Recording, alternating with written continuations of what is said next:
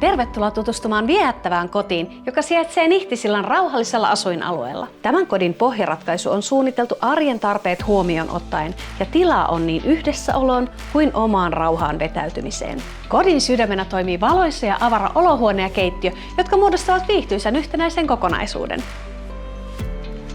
Vaaleasävyisessä keittiössä on hyvin kaappia säilytystilaa sekä iso ja käytännöllinen saareke, jonka ääressä on hyvä leipoa, nauttia aamukahvit tai vaikkapa askarrella perheen pienimpien kanssa.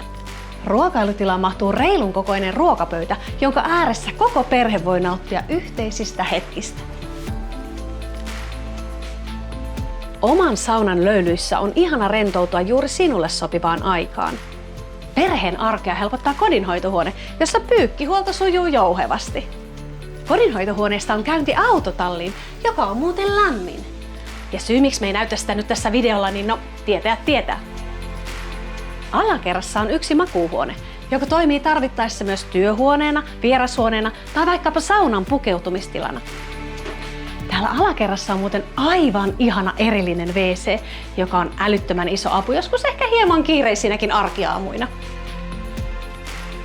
Yläkerrassa on virallisesti 2 makuuhuonetta, mutta toinen niistä on kirjahyllyn avulla jaettu 2 osaan, eli täällä on käytännössä 3 makuuhuonetta.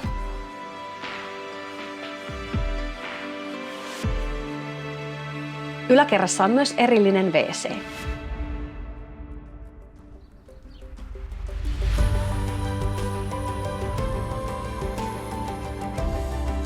Terassilla on tilaa istuskella ja sieltä löytyy myös viehättävä nuotiopaikka, jonka äärellä on ihana pysähtyä arjen keskellä. Omassa paljussa on mukava rentoutua päivän askareista. Nythän sitä ei välttämättä näe, mutta kesäisin tää terassi on aivan ihanan suojaisa paikka, kun noihin pensaisiin ja puihin tulee lehdet. Koti sijaitsee Nihtisillan rauhallisella asuinalueella, jossa yhdistyvät viihtyisä asuinympäristö ja kaikki palvelut ovat sopivan matkan päässä. Omassa autotallissa on tilaa puuhastella ja pihaan mahtuu useampikin auto. Lisäksi täällä on 2 sähköauton latauspistettä.